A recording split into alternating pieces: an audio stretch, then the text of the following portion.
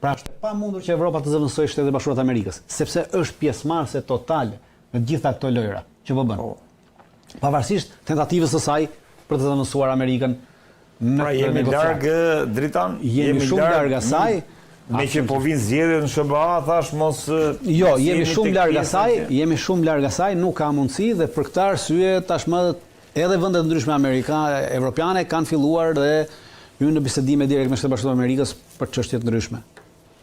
Kështu që deri në nëntor po thua sinjalet janë larg. Ofensiva ruse vazhdon njëkohësisht. Shiko, nuk ka ofensiv, do të kemi parasysh. Ai sistemi që paralajmëroi vazhdon lufta, aktualisht në të gjithë vijën e frontit të rusët janë në avancim.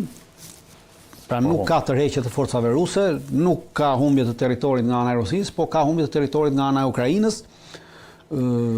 Ka përqendrime diku të forcave për arsye të nevojave operacionale dhe taktike. Por nuk është një ofensiv në konceptin e ofensivës, pra ka mbaruar koncepti i ofensivës aktualisht për shkak edhe të teknologjisë, për shkak edhe të zhvillimit të doktrinave luftarake dhe të teorive luftarake të reja, për shkak edhe të kapacitetit të intensitetit të madh të luftës dhe zbulimit elektronik të madh që ekziston, është e pamundur sot që pikërisht në Ukrainë të arrijë të krijosh më ofensiva të mëdha si në konceptin siç kanë qenë ofensivat e mëdha. Dhe kjo do të kërkojë nevoja të mëdha për ndryshimin e doktrinave ushtarake, doktrinë cilën NATO-ja dhe as vendet e tjera të NATO-s, të cilat bëjnë pjesë edhe neve, nuk e kemi marrë parasysh dhe nuk kemi ndryshuar asnjë doktrinë, asnjë taktikë luftarake, asnjë. Pra, vazhdojmë të operojmë me konceptin e doktrinave të vjetra dhe taktikave të vjetra ushtarake ku ti mund t'i grumbullosh një batalion në një vend, sot ti nuk mundet të grumbullosh më shumë se 50 veta në asnjë vend, sepse kudo që ta grumbullosh të 50 vetësh, ai është i zbulueshëm sot. Qoftë nga dronët, qoftë nga avionët, qoftë nga satelitët, dhe duke qenë se dronët sot kanë marrë një kapacitet të madh, por edhe artilleria kundërerore, edhe artilleria toksore ka marrë një kapacitet të madh dhe është rritur sasia, pra ka sot artilleria që prodhojnë sot edhe amerikanët, edhe rusët kanë arritur që të shkojnë deri në 75 kilometra. Pra ka qenë deri 45-30 tashmë shkojnë deri në 75 kilometra një artillerie e thjeshtë, një top 152, një top 150 155 shkon deri në 75 kilometra dhe plus që shkon deri në 75 kilometra, predhat kanë filluar prodhojnë predha inteligjente. Pra e lëshon predhën dhe predha mund edhe të devijojë, pra të ikë dhe të drejtojë të godasë objektivin. Pra një gjë e tillë ta pamundson ty grumbullimin e forcave dhe të pamundson bërjen e një ofensive në konceptin e vjetër. E qartë. Dritan, jo më kot sot, domethënë kam lënë hapësirë në fakt për diskutuar rreth një fenomeni që po ndodh në Shqipëri që në fakt ka marrë vëmendjen e gjithë botës, që janë protestat që shpërthyen për sa i përket asaj që planit dhe projektit të Jared Kushner dhe Ivanka Trump në Zvërnec. Pash një koment tëndi në Facebook, do doja shumë një këndvështrim tëndi në raport me mënyrën si shikon ti këto protesta.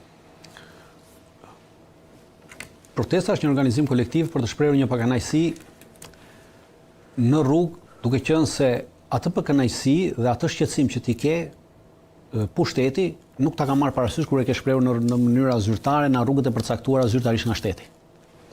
Ky është definicioni. Pra, ky është definicioni i protestës. Pra, duke qenë se shteti nuk të ka marrë parasysh kërkesat e tua, nuk ka marrë parasysh, nuk ka do të dashur të dëgjojë ty afare, ka marrë vendimet e veta. Pra qeveria ka marrë vendimet e veta pa të pyetur, pa të marrë mendime, pa asgjë, atëherë në moment ti je i detyruar të drejtohesh protestës që qeveria të dëgjojë protestën, sepse qeveria dëgjon protestën dhe nuk të dëgjon ty në rrugët zyrtare që ka përcaktuar të dëgjesës. Çdo lloj proteste është e nevojshme, sidomos në vende si Ballkani, ku pushteti i gjatë automatikisht kthehet në autokraci. Dhe pushteti i gjatë në Shqipëri, në çfarëdo lloj pushteti që kalon, çfarëdo lloj qeverie që qëndron mbi 8 vjet në pushtet në Shqipëri, kthehet në autokraci. Nuk mund t'i ikësh kësaj. Sepse jemi një vend i vogël, kemi një eksperiencë autokratike, vazhdojmë dhe njerëzit, duke qenë se jemi vend i vogël, kemi interesa të ngushta dhe jo interesa të mëdha. Pra njerëzit janë të lidhur me interesa të ngushta të vogla, ato jo nuk shohin gjër. Pra unë shoh juve vini sot në pushtet, unë kam interes të ju mbështes juve se unë do hy në punë, do fus në punë, do marr një leje toke, do marr një leje ndërtimi, do marr një pra gjithnjë bëhet për interesat ngushta dhe në rast se kjo bëhet për interesat ngushta krijohet një lloj varësie e besnikërisë në mënyrë të ngushtë dhe unë ta jap këtë, ti më kërkon votën, unë ta jap ti më kërkon votën, po kjo nesër kjo ty të jep dhe duke qenë se ti duke marrë këtë votën time, duke marrë këtë mbështetjen time, duke marrë këtë besnikërinë time për shkak të interesit që unë kam pasur, këtë interesit të ngushtë, ti nesër këtë e shfrytëzon dhe i jep vetes të drejta më të mëdha, të cilat unë nuk mund t'i kundërshtoj për arsye se ti më ke dhënë diçka që ndoshta më takonte, por e ka marrë përpara se ta merrte dikush tjetër që takonte më përpara se unë. E qartë. Është një lloj skllavërie drejta. Pikërisht. Dhe në moment që futemi në kjo të çon drejt një autokracie të pashmangshme. Prandaj çdo lloj qeverisje në Republikën e Shqipërisë që kalon mbi 8 vjet është autokratike dhe nuk duhet të qëndrojë më. Pra ne duhet të bëjmë me kushtetutë që vetëm 8 vjet duhet të jetë kryeministri. Pra të ndroj tjetri, vit tjetri, siç bëhet për kryetarët e bashkive, të bëhet për vetëm 2 mandate. Ndryshe ti nuk mund të ketë, nuk mund të kesh një kryeministër më shumë se 2 mandate sepse bëhet autokrat. Siç bëhet edhe kryetari i bashkisë, siç bëhet edhe tjetri. SBA-ja fjala vjen Pikërisht, edhe ne duhet ta bëjmë këtë gjë. E para e dyta, dhe çdo lloj proteste është e nevojshme, sidomos në Republikën e Shqipërisë. Aktualisht ne pavarësisht se flasim për një qeverisë, ne kemi ndryshuar fytyrat në Republikën e Shqipërisë, por që 36 vjet kemi të njëjtin sistem. Sistem kleptokratik në dëm të interesave kombëtare shqiptare. Sistemi i cili ka vjedhur gjithçka çka mundur. Pra, ka marrë atë çka nuk është e tija dhe ja ka shitur më të fortit, ja ka shitur atij që paguan më shumë, ja ka shitur atij kriminalit me cilët e ka ngritur vet. Kemi një qeverisje në sistem në Shqipëri që këto 36 vjet është bërë, nuk mund të dallosh ku është krimi dhe ku është politika. Pra nuk e dallon dot ku ndan krimi dhe politika. Nuk bën dot asnjë dallim sot. Po. Nuk ka ndarje. Aty ku nuk ka drejtësi thotë janë qeveritë përveç se banda. Ajo është. Për këtë arsye, unë mendoj që shqiptarët nuk kanë nevojë t'ju shpjegosh ose të analizosh përse duhet protestojnë. Duhet protestojnë sepse shqiptarëve sot nuk ju del rroga për të përfunduar, për të mbyllur muajin. Ka shqiptarë sot me mira dhe me qindra shqiptarë sot që kanë punuar këto 36 vjet të këtij sistemi dhe nuk munden të blejnë një shtëpi, janë pa shtëpi. Ka shqiptarë sot që kanë punuar 36 vjet në këtë sistem, por kanë punuar edhe një 30 vjet në sistemin që ishte dhe sërish nuk kanë shtëpi. Me qartë. Pse? Sepse sistemi ka ndërtuar një vlerë, ka humbur, ka sulmuar të gjitha vlerat dhe i ka dhënë fuqi një pakice e cila e ka bler mbështetjen politike. Kurse ai tjetër që nuk ka pasur mundësi ta blejë mbështetjen politike, ai është anashkaluar, ai është bojkotuar, ai është sulmuar, ai është injoruar, ai është anatemuar, ai është sulmuar. Për këtë arsye unë nuk mendoj që shqiptarëve duhet t'ju shpjegojmë se përse duhet të protestojnë. Sepse sot shqiptarët, po t'i shohësh kanë mbetur si qyqe mosha e tretë. Pse? Se fëmijët e tyre kanë ikur. Jo se duan, po se nuk munden më të gjejnë një zgjidhje këtu, nuk munden më të ngrenë një të ardhme këtu, nuk munden më që fëmijët e tyre të kenë një të ardhme këtu. Fëmijët tanë këtu nuk kanë të ardhme. Pra, për 36 vjet kemi një sistem i cili ka ndryshuar fytyrat dhe emrat. Për 36 vjet kemi një sistem i cili ka qenë dikur Nano, Berisha, Basha, Meta, Majko, Tashi Rama. Pra këta janë vetëm emra që ndryshojnë sistemi, ka mbetur i njëjtë. Për këtë arsye shqiptarët duhet ishin ngritur dhe duhet ngrihen. Dhe unë për krah këtë protestë, pavarësisht se do të kemi gjithë shumë njerëz që thonë që këtë protestë ka organizuar filani, pra normalisht që çdo protestë në fillim nis për arsye të caktuara për interesave politike, të interesave ekonomike, të interesave të grupeve të interesit, pra kështu nis çdo protestë në fillim. Sepse lufta nuk merremi vesh dhe hajde të dalim 10.000 veta në mal. Jo. Edhe në mal në fillim del një grup i vogël, prej 5 vetash, fillon të bën veprimtari luftarake ndaj armikut, edhe për ndaj atij grupi ti mund të paragjykosh, dakord. Por ama masiviteti pastaj me çfarë do lloj qëllimi që të jetë çdo individ dhe çdo grup që të ketë dalë në fillim në këtë protestë, ta ketë organizuar këtë protestë, në momentin që ti e bën masive protestën, atëherë qëllimi atij është bërë zero, sepse masiviteti i protestës me një kërkesë të vetme dorëheqje e qeverisë automatikisht çdo lloj qëllimi që të ketë nisur kjo protestë e bën zero dhe jep fuqi masivitetit.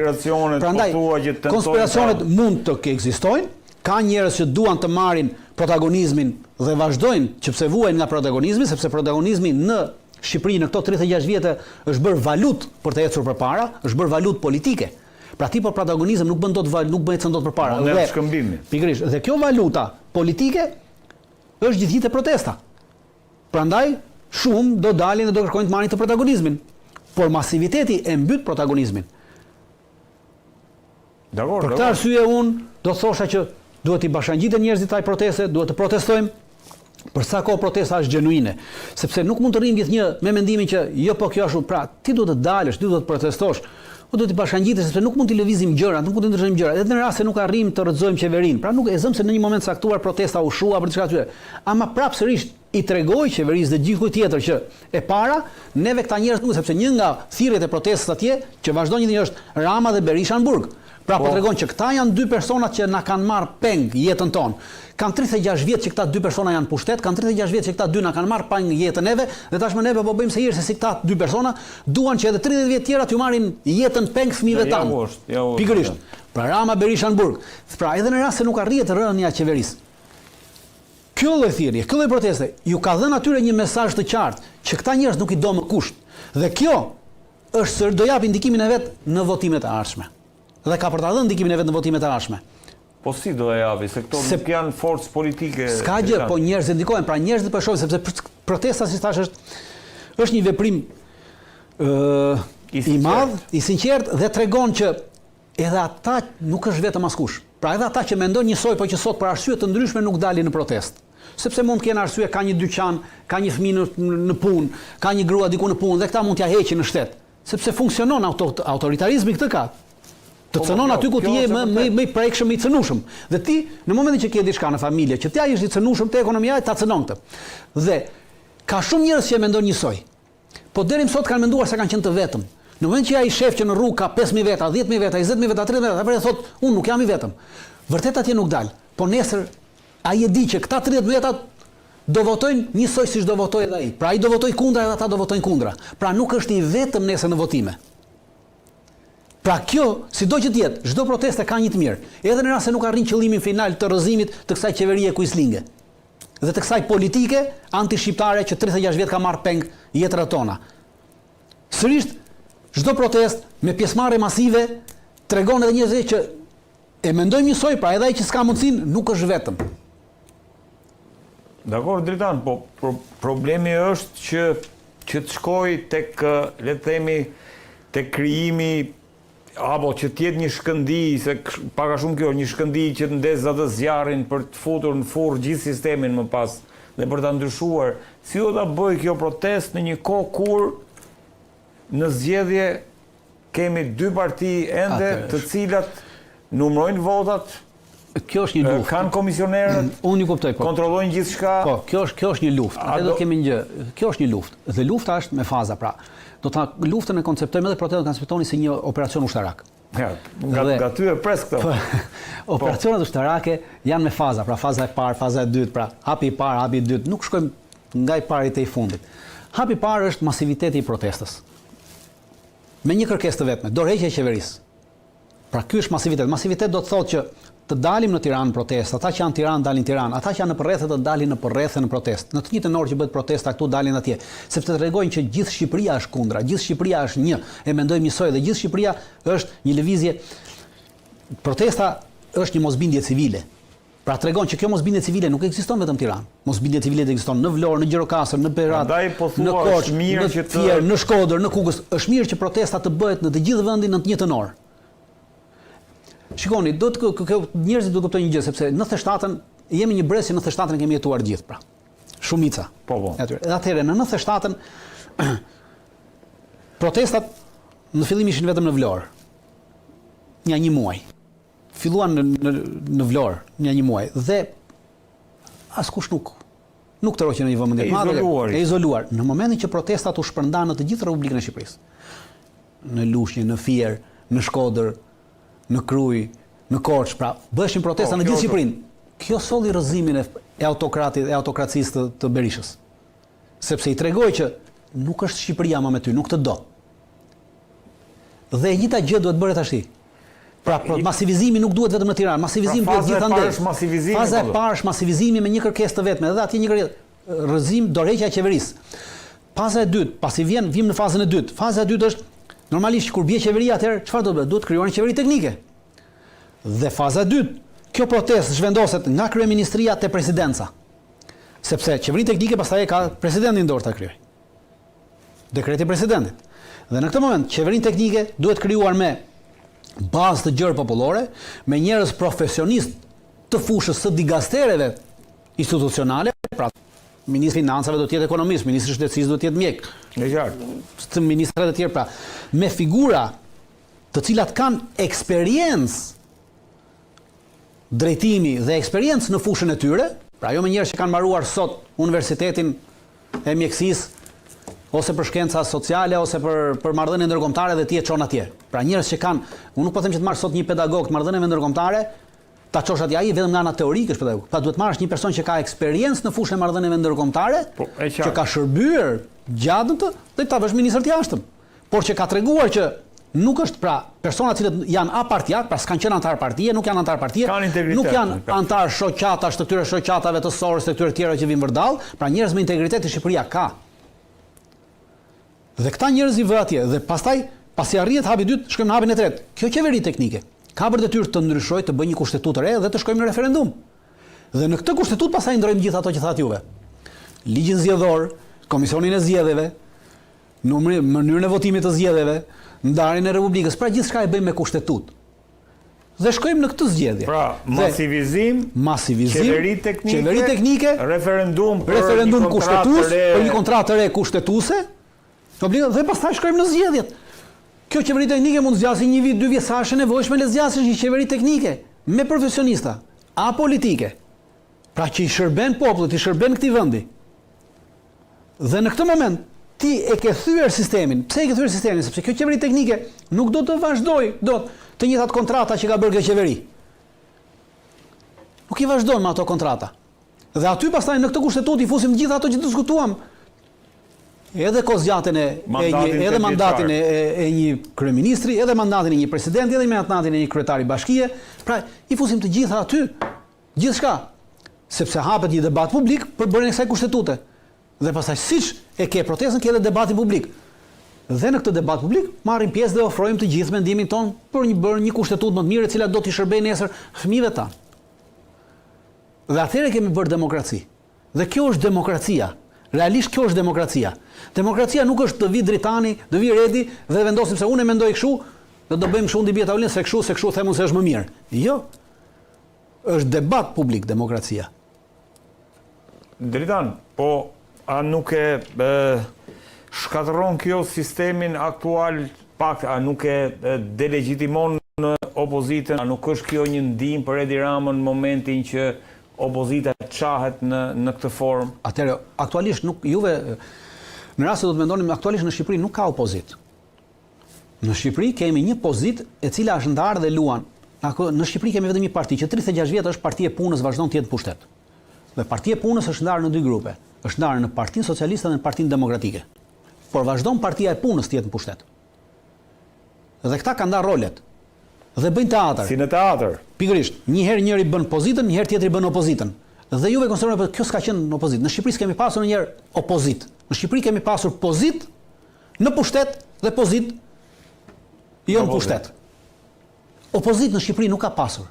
Dhe nuk vazhdon të mos ketë. Opozita e vetme është kjo që po ndodh. Prandaj edhe këtë opozitë ta bëjmë masive, se kjo është opozita.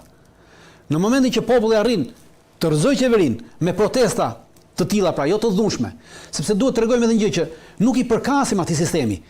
Jemi këta të rinj që kanë dalë janë më të civilizuar se neve, more. Dakor? Ne gjë e parë që themi hajde të vrasim, hajde të presim, hajde të thyejmë. Jo, këta po bëjnë një protestë civile. PS-ja dhe PD-ja nuk kanë bërë protesta civile. PS-ja dhe PD-ja protestat i kanë bërë të dhunshme. Dhe i kanë bërë të dhunshme me qëllim. Jo se nuk kanë mundur të bëjnë protestë civile, por i kanë bërë me qëllim, sepse ti kur bën protestë të dhunshme, atëherë ti ndikon psikologjikisht te njerëzit. Dhe njerëzit janë të frustruar dhe thonë, mirë e bëm që e thyem, mirë ta thyem. Por në moment që ti shkon me këtë, atëherë ti vazhdon të mbash sistemin në pushtet.